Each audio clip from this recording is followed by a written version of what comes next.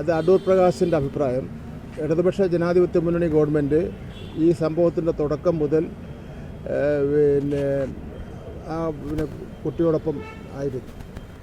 കോടതിയിൽ എന്ത് വിധി വരണമെന്ന് നമ്മളല്ല തീരുമാനിക്കേണ്ടത്. ഒരു വിധി വന്നിട്ടുണ്ട്.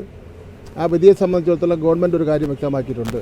ഗവൺമെൻറ് അപ്പീൽ പോകുന്നതിന് വേണ്ടി തീരുമാനിച്ചിട്ടുണ്ട്. പിന്നെ അടൂർ പ്രകാശിൻ്റെ എല്ലാം അവരുടെ പാർട്ടിയുടെ അഭിപ്രായമായിരിക്കും. അത് ജനങ്ങൾ തീരുമാനിക്കട്ടെ. അടൂർ പ്രകാശിൻ്റെ അഭിപ്രായമാണോ ശരി എന്നുള്ളവരെ ജനങ്ങൾ തീരുമാനിക്കട്ടെ. കഴിഞ്ഞ വർഷത്തേക്കാൾ പ്രചരണ രംഗത്തെല്ലാം കോൺഗ്രസ് മുന്നേറ്റ് വന്നിട്ടുണ്ട്. കഴിഞ്ഞ വർഷത്ത് BJP ആയിട്ടുള്ള വോട്ട് കച്ചവടം ഉണ്ടായിരുന്നു. അതിൻ്റെ ഫലമായിട്ടാണ് BJPക്ക് 35 സീറ്റ് കിട്ടുന്ന സാഹചര്യം ഉണ്ടായത്. അല്ലെങ്കിൽ BJPക്ക് 35 സീറ്റ് കിട്ടുന്ന ഒരു സാഹചര്യം ഉണ്ടാകാൻ യാതൊരു സാധ്യതയില്ല. ഇപ്രാവശ്യം അവർ കുറച്ച് രംഗത്തുണ്ടായിരുന്നു, ആ കാര്യം സത്യമാണ്.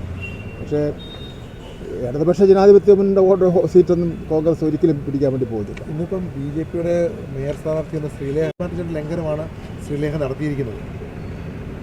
അവർ പിടിക്കുമെന്ന് പറഞ്ഞല്ലോ, അവരുടെ ഒരു ആഗ്രഹം പ്രകടിപ്പിച്ചല്ലേ. 60 സീറ്റ് വരെ 60 വാർഡുകൾ വരെ പിടിക്കുന്നതാണ് പറയുന്നത്.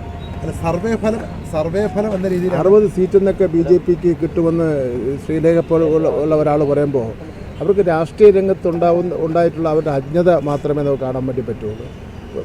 പൊതു രാഷ്ട്രീയ രംഗത്തും നമ്മുടെ തിരുവനന്തപുരം നഗരസഭയിലെ 101 കോർപ്പറേഷൻ വാർഡുകളുടെയും രാഷ്ട്രീയ പൊതുസ്ഥിതിയെ സംബന്ധിച്ചിടത്തോളം കഴിഞ്ഞ കാലങ്ങളിൽ ആരൊക്കെയാണ് ജയിച്ചിട്ടുണ്ടെന്ന് സംബന്ധിച്ചിടത്തോളം ഒരു ധാരണയില്ലാതെ ആരോ എഴുതി കൊടുത്ത കാര്യം പറഞ്ഞതാണ്.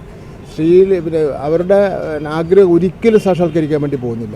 ലോകത്തെവിടെയായാലും ഏത് സമയത്തും 24 വാർത്തകളും ഓഗ്മെന്റഡ് റിയാലിറ്റി പാക്കേജുകളും എക്സ്പ്ലെയിനറുകളും വിശദമായി കാണാൻ ഞങ്ങളുടെ YouTube ചാനൽ നിങ്ങൾക്ക് സബ്സ്ക്രൈബ് ചെയ്യാം.